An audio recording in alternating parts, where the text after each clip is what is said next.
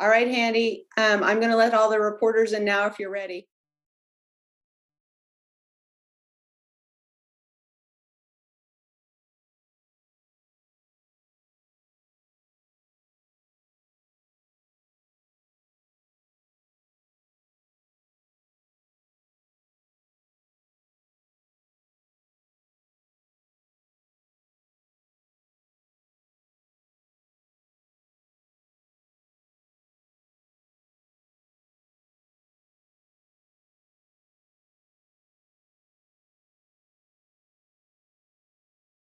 Director for the House Republican Caucus, and I'd like to welcome you to our weekly Republican media availability.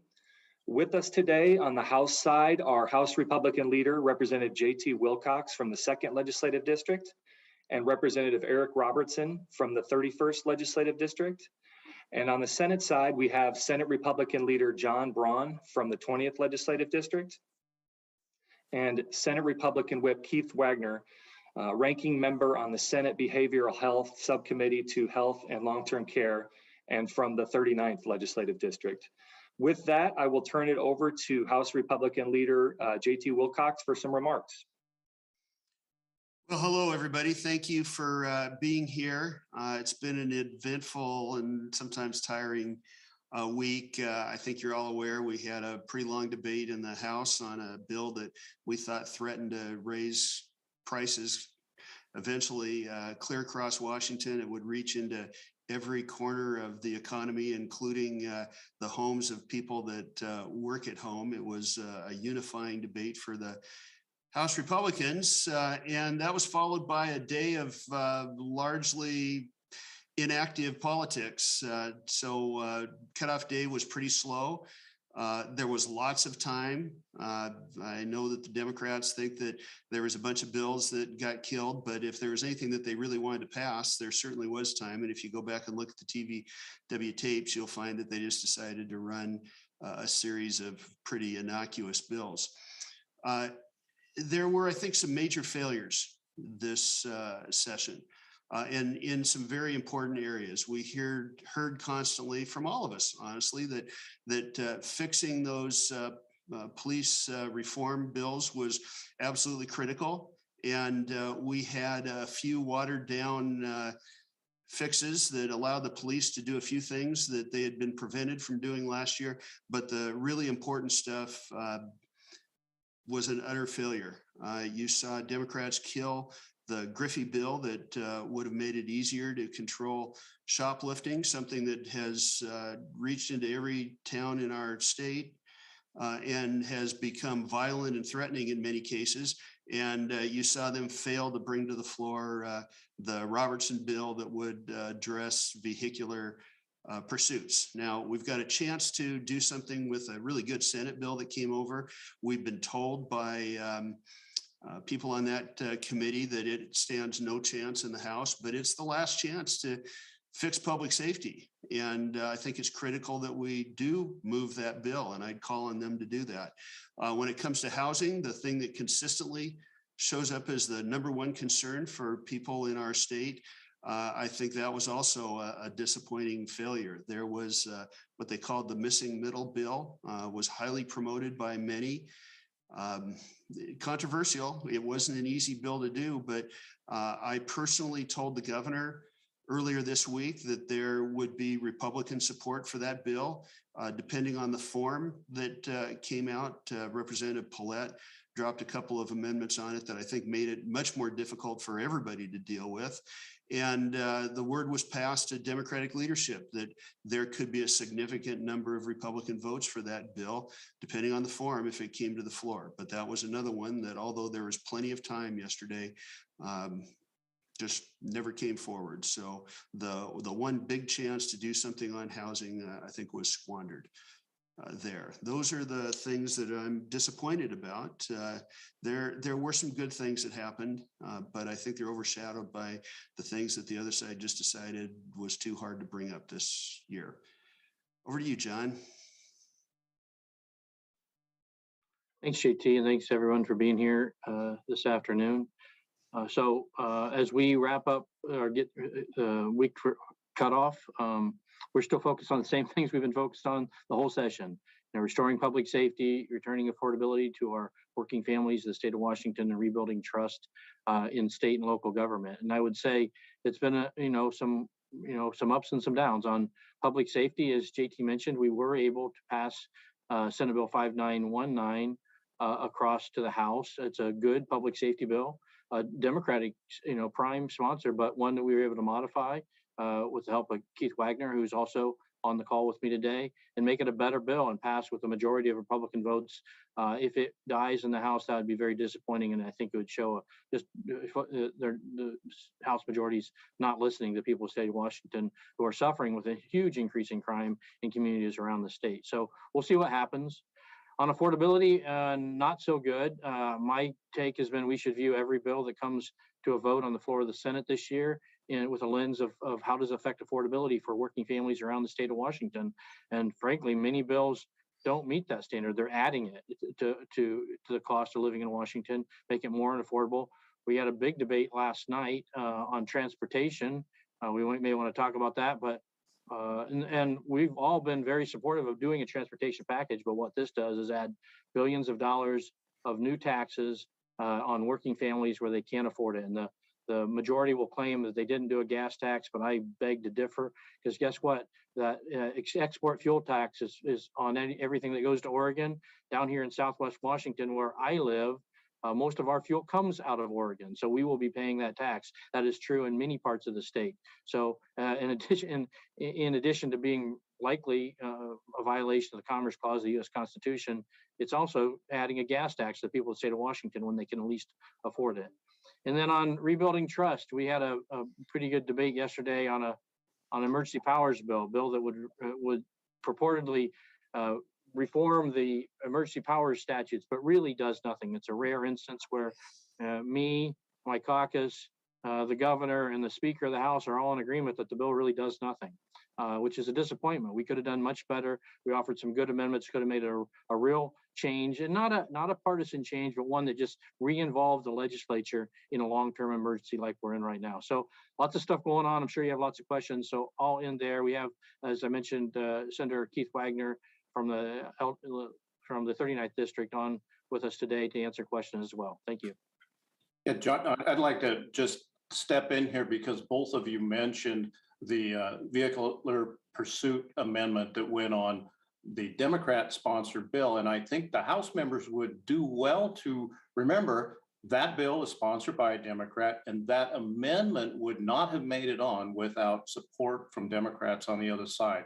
So all it does is provide for limited pursuits in certain specific situations that are safe, where the public safety interest is taken into account. So to your folks on the House side, I'm pitching this to JT. The Democrats helped us get that there, and they were right to do so. So if the folks in the other chamber can't help us out there, I don't know why not. And with respect to the transportation bill, I'm not sure what's worse about that bill, what's in it, or the way that it was brought before us. And I'd be happy to talk about my disappointment with that. But when you bring a bill in the dark of night, as they tend to do when things are unpopular, or you can hide from public scrutiny, when you violate your own rules for hearings to bring it forward, that's disappointing. But it's something that the majority has the prerogative to do. What's really angering is that they moved to end debate. And that's only the second time that that's happened since I've been down here. And both times I was very disappointed in the leadership on the other side of the aisle to muzzle those of us who speak for our district. So our districts had no voice after a certain point. I did not get to speak on the transportation bill. I didn't get to speak for my constituents across the state or my constituents in the 39th.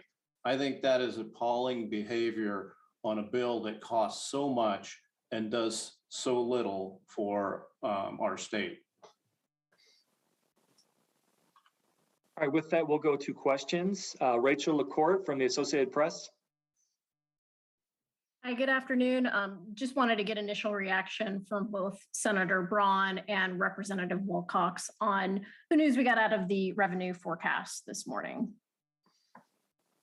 Well, not so, I guess we kind of figured it might be the case just because we've seen the tax collections over the last couple of months, but another great forecast by our calculations. I think it's the Ways and Means staff calculations. We're now have a $15 billion, $15 billion surplus over a very robust 2-year biennial budget. So $15 billion that we ought to be using to do things like transportation without putting more regressive taxes on the people of the state of Washington.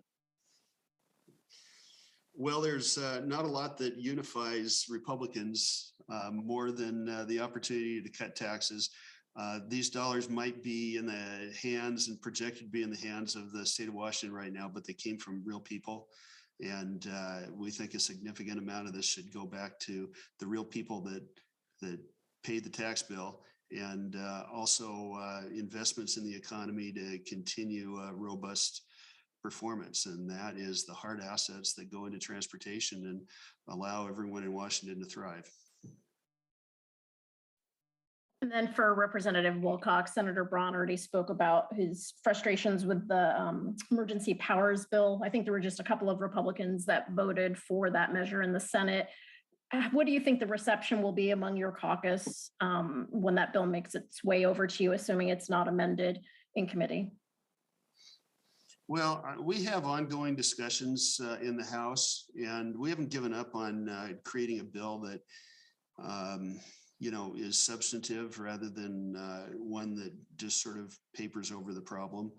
But we'll either get it this year, or we will do everything we can to have a substantive bill under better conditions in the 23 legislative session.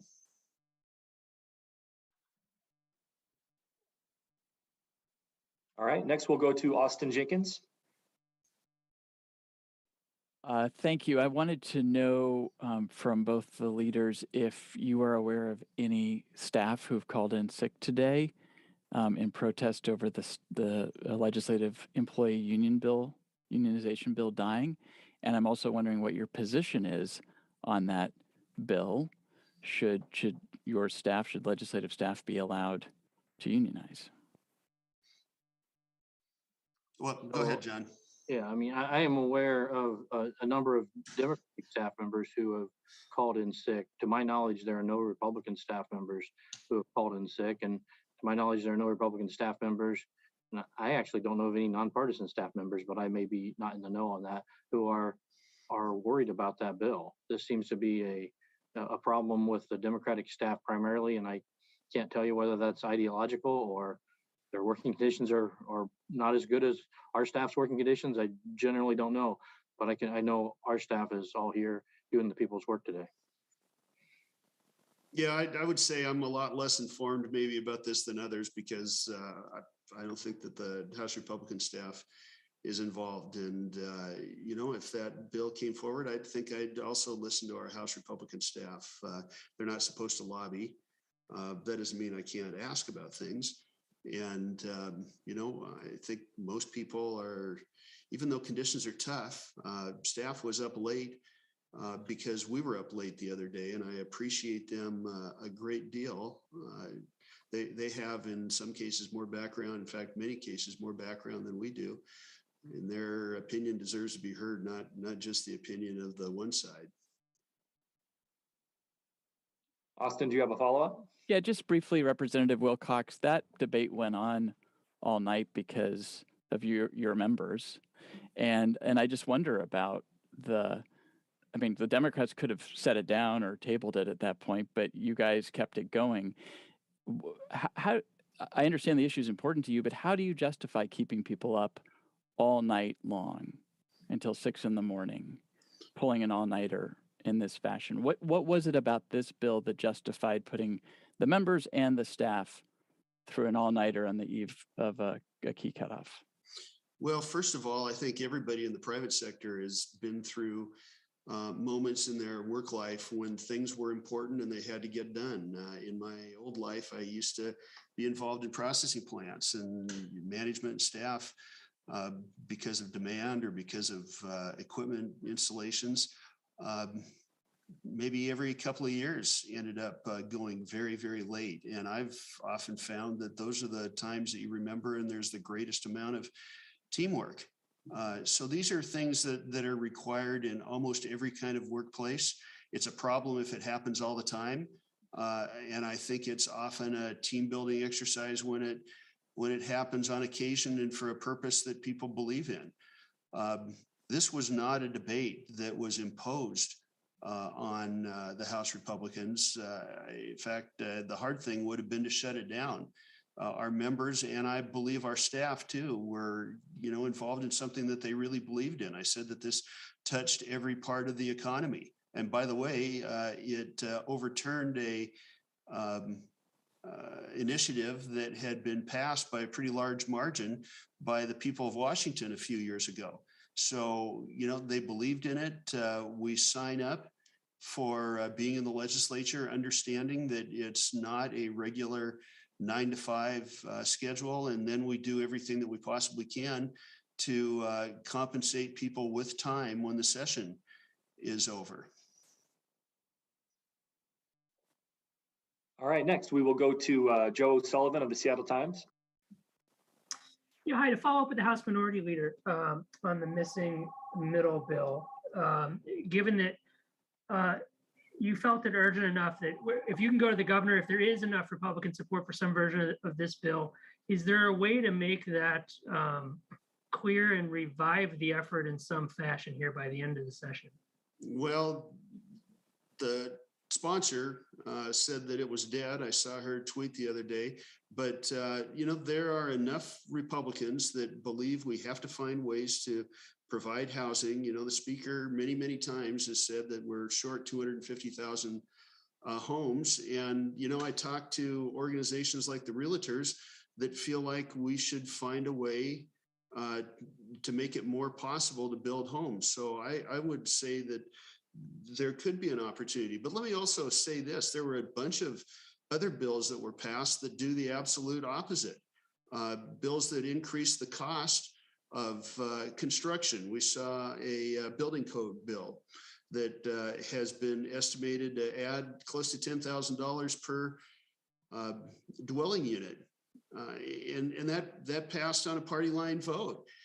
We hear all this talk about this crisis, and it's a crisis of availability and cost, yet the things that pass almost every single time add to the cost of housing. And I find it one of the most discouraging things to do, and it makes it hard to look in the mirror to be part of that effort.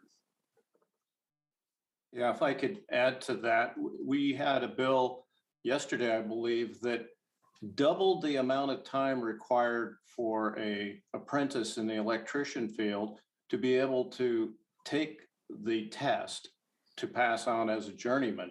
That is the worst type of medicine for the illness that we're suffering here of not having affordable housing in the correct numbers.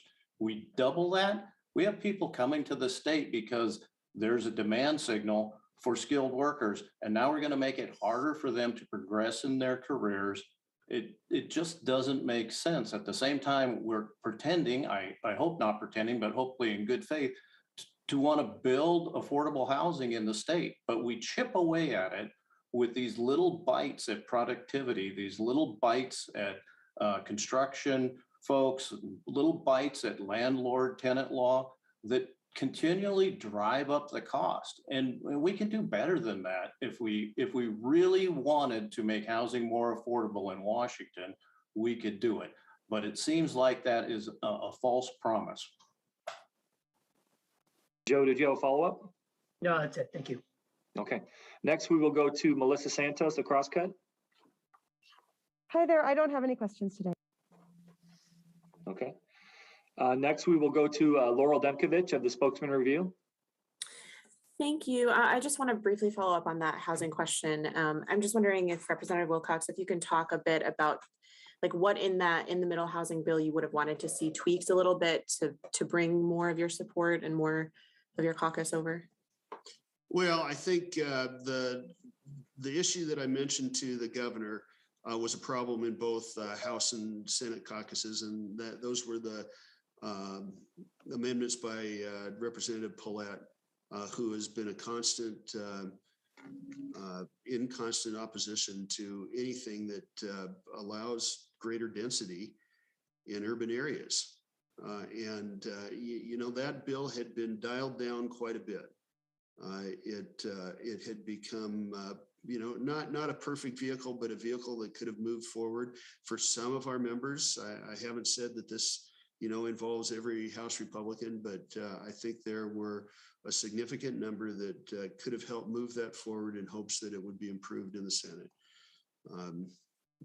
But the Paulette amendments were probably the thing that made it most difficult in both caucuses. But I'm totally shifting gears on you. Housing is a critical need. I was talking with Bruce Dameyer, Pierce County Executive today, on something that is equally critical. I don't know that we're even seeing the peak of the crime wave that we're experiencing here, whether it's property or violent crime or property crime that is sometimes escalating into violent crime. He told me this morning about an incident in Pierce County this week where someone stole a big diesel pickup, drove it through a garage door and started ransacking the house. The homeowner chased them away. They were eventually apprehended, and because of COVID restrictions and staffing problems, they couldn't even be booked. So we've got some other major problems here, and it's not necessarily the stuff that is moving in the House or the Senate. Did you have a follow-up, Laurel? Yes, on emergency powers. At the beginning of the session, your caucuses were, somewhat maybe not supportive, but looking forward to the fact that Democrats were finally taking a look at this. And now in the Senate, there was very little Republican support on this proposal. So I'm just wondering if you can talk about why not support something rather than nothing. And in the House, Representative Wilcox, is there any indication that there may be room for some changes from your side on the proposal that came over? Well, we're definitely going to try. And there has been a little more Democratic interest, I think, as you might have noticed. The bill that was dropped on the House side by Representative Corey had a Democratic co-sponsor. Number 2 on the bill was a Democrat. So we're going to work hard on this and see if we can move it farther. But if we can't, we've got a new opportunity in 23, and we may have a different environment in 23, and we're not going to give up on this. Like I've said many, many times before, whether it's a Republican or a Democrat in the governor's mansion, we should not have this situation where the same person decides when an emergency ends when it begins and when it ends. And the legislature has to take responsibility. Yeah, and to answer your question, I mean, we're supportive of reforming the emergency powers statute, but the bill that was passed off the floor of the Senate yesterday does virtually nothing to change the situation. It does not. It basically says there is a way to stop a prohibitionary order if all 4 leaders agree. But there's a way right now. I mean, we can call ourselves into session. We can pass a bill with 2/3, actually a lower threshold, and override the governor. We could do that right now, but they're not willing to do it. What needs to happen is we have to be in a position just like we are with every other emergency order, that we can extend them if we choose after a certain period of time. And we offered a couple of amendments to try to find a middle ground. And we've been advocating for this for the better part of 2 years. We've repeatedly made offers to try to address the concerns of the majority in the Senate.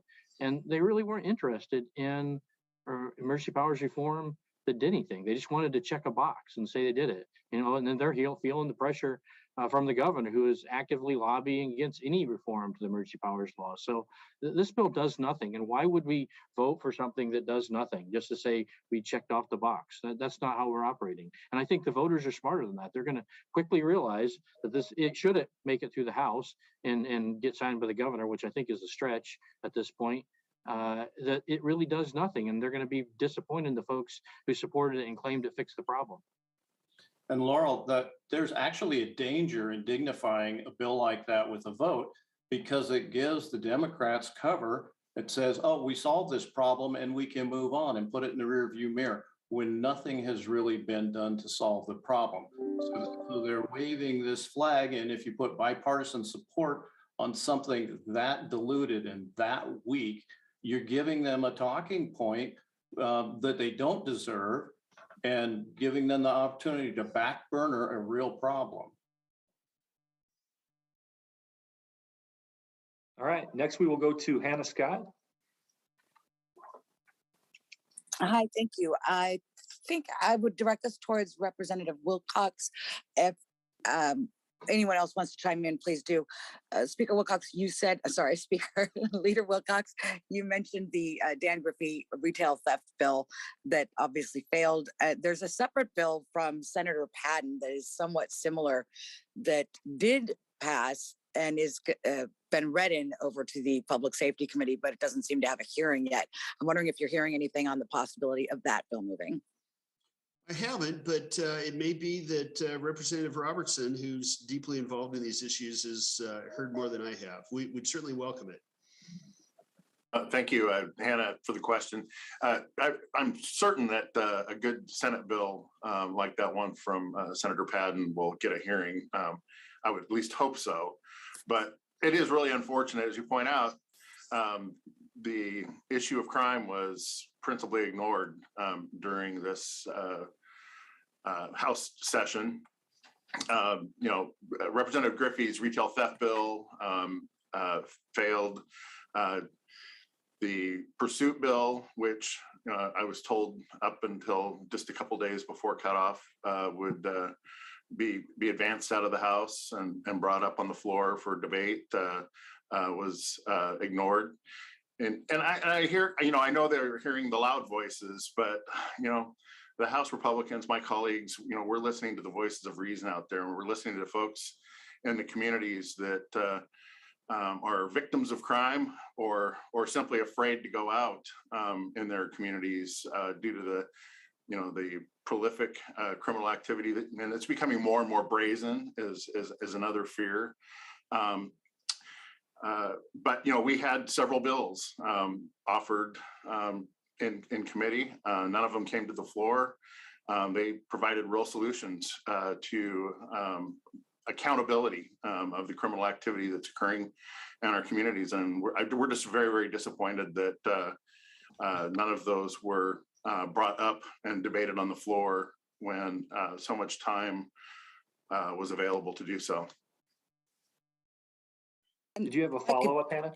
I do, actually. It looks as though the House Public Safety Committee has already scheduled a hearing for this week for its used to be total confinement. It's 5036 concerning conditional commutation, a very controversial bill. I'm wondering if there's any strategy underway to try to keep that from moving off the floor, which I understand it's expected to.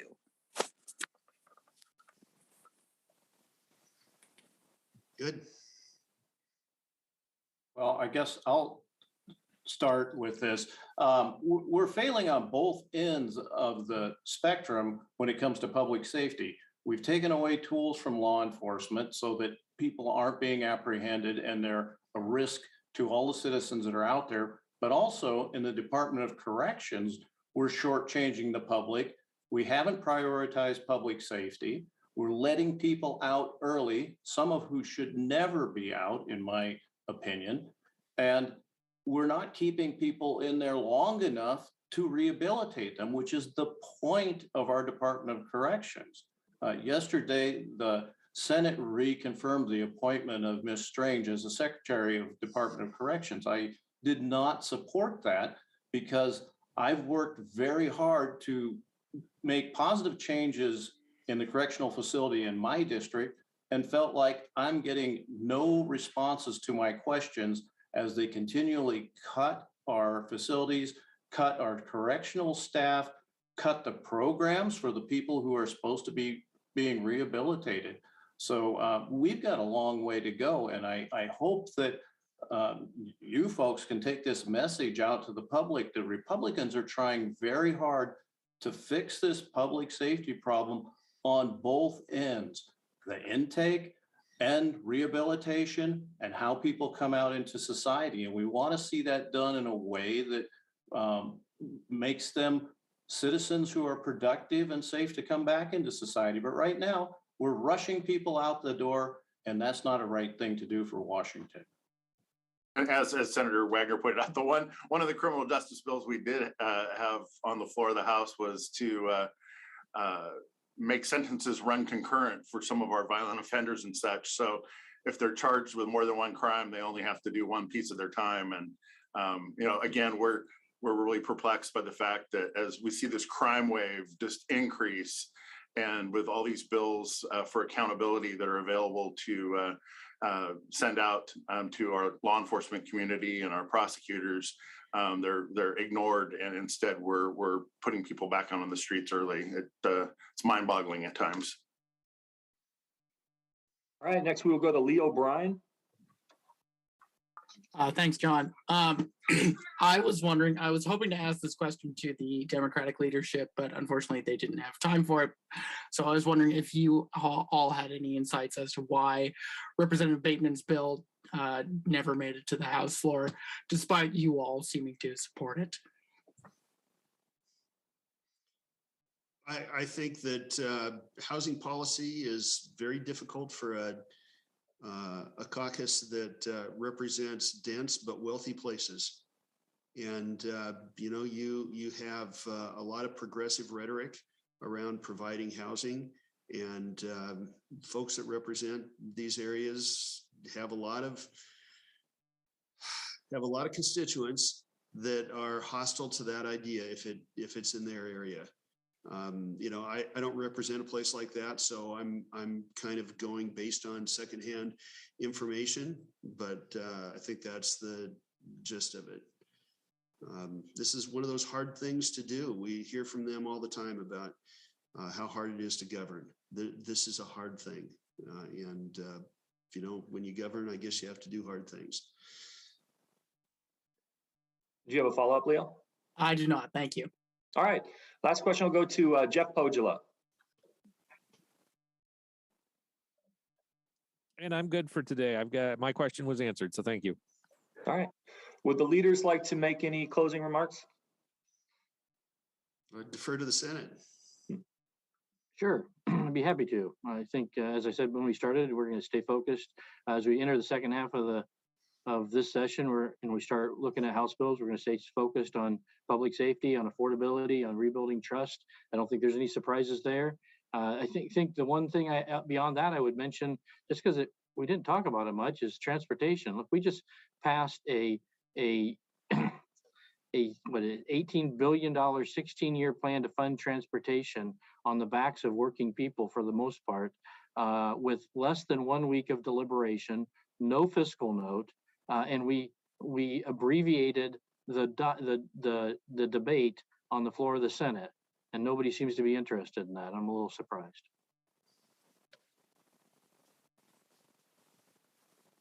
Thanks for being here, everybody. Good seeing you. Thank you, everyone. Okay.